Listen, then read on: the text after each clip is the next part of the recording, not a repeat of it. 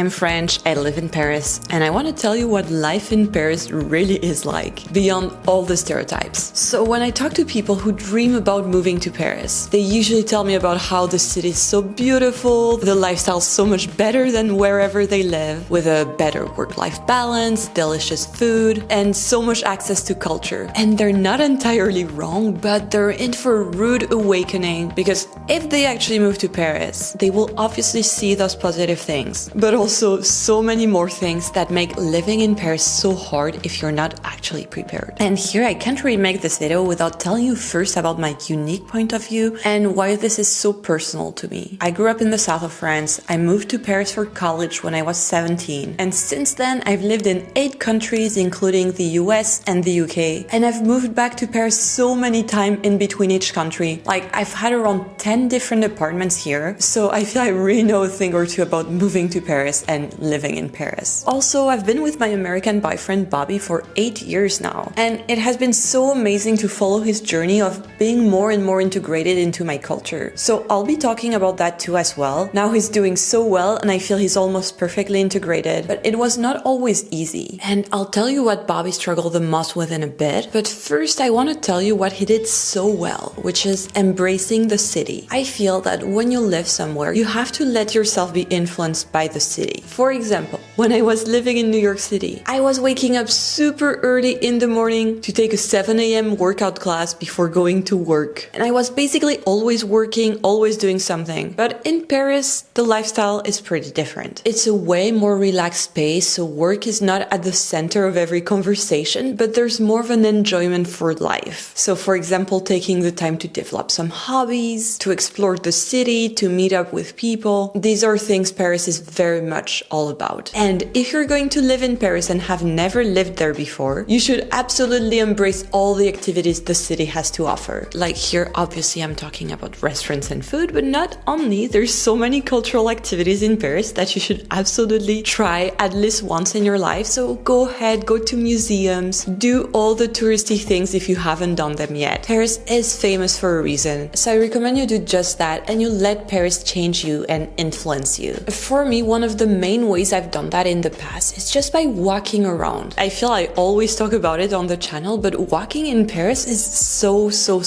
nice. It's really one of my favorite things. Everything is so beautiful, everything is nearby, and you have access to pretty much everything super fast. For example, right now I'm at home, but if I wanted to walk to one of my favorite bakeries, it will take me around 5 minutes. So the city is super dense and things are really close by. I also enjoy biking. Biking is so fun in Paris. There's so many bike lanes. It's super safe. When you live in Paris, you do not need a car. For example, I have my driver's license, but I've only driven a handful of times in my life. If you're going a bit further away, there's the metro. It's pretty convenient. And then there's the commuter trains if you're living outside of Paris. And these are fine, but it's a totally different living experience, which is why I recommend you actually live within the borders of Paris if you're looking for this lively, walkable vibes I absolutely love. And obviously, you don't mind having a smaller apartment. And speaking of apartments, let's talk about housing and rent, which is a topic that can really break people who are looking to live in Paris. So you already know that if you want to be in a major city like Paris, London, New York, you're gonna pay a lot of money and have a tiny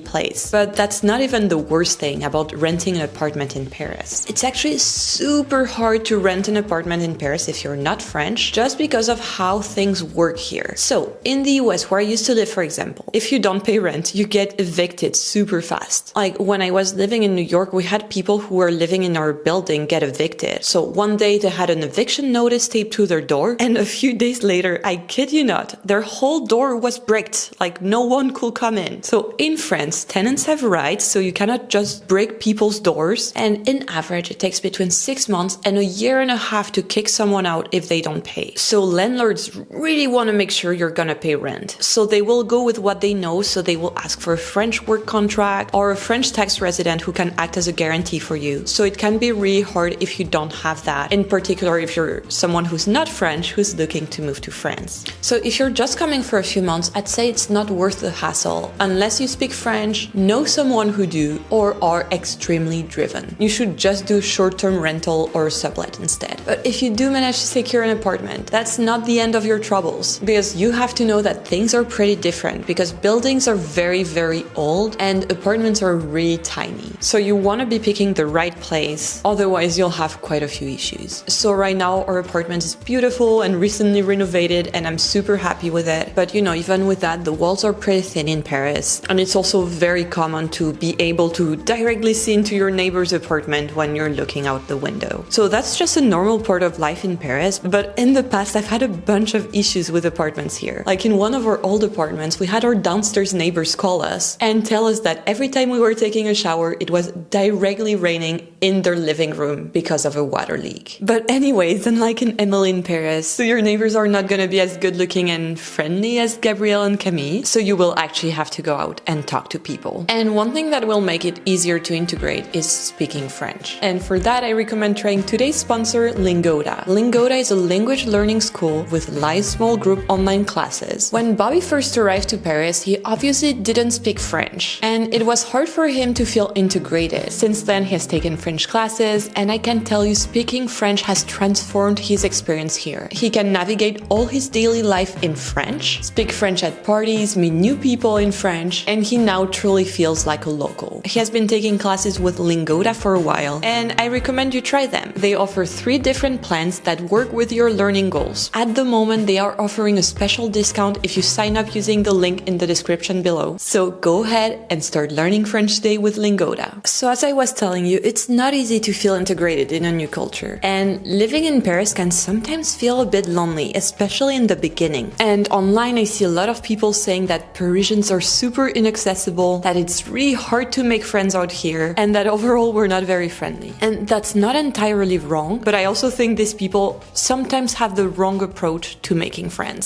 So the first really important thing is small talk is not a thing in France. That is not how you make friends. Not at all. Like, I promise you, if you sit next to me at a park and start speaking to me randomly for no reason, I'll be a bit wary until you prove you have a reason to actually talk to me. And this is just because I live in a big city and there's just so many people around me. But anyways, if you do see me in the street, please come say hi, but just tell me quickly that you know me from YouTube. Anyways, here's the trick in France. To be friends with people, you have to actually be from the same community. So for example, you could invite your colleagues or classmates for lunch, you could join a class, you could ask your friends to introduce you to people they know in Paris, or you could just reach out to people on social media. As a general rule, to meet locals, you need to be introduced by someone in their community. And it's like that in every big city, by the way.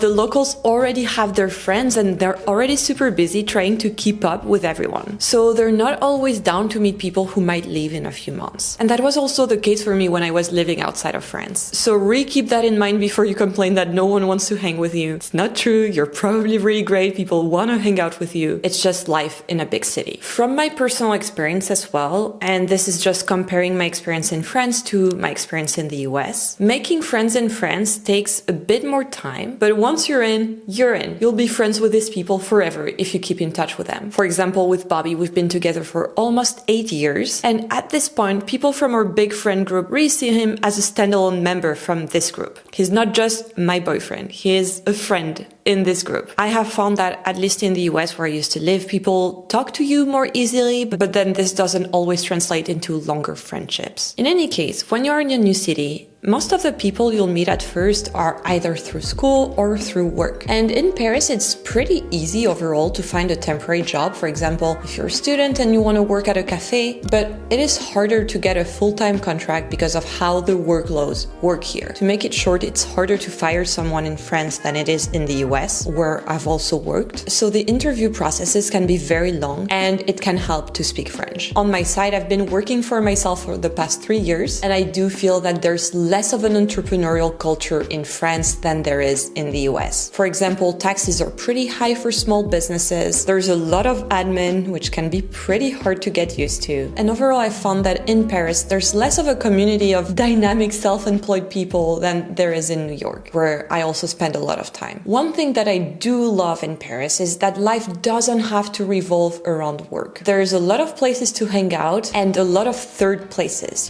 Third places are these places places that are not your home, not your work. They're places where you can just be in and that just create a sense of community because you often see the same people. And a few of my favorites here are obviously the park. I've talked about this small park near my house called Parc des Batignolles so many times. It's where the ducks who try stealing my food in every video live. There's always a lot of people hanging out there, reading a book, having a picnic, and it's for me one of the perfect example of all the places there are to hang out in Paris. There's also a lot of cool public libraries in Paris, and obviously so many cafes where you can stay for hours without feeling you have to order more or leave. And there's always so many of these places to discover, which is something I really love here. I'm always trying new places and it's always super exciting. But anyways, if you want to see some of those places, you should check out some of these videos next. I'll see you there.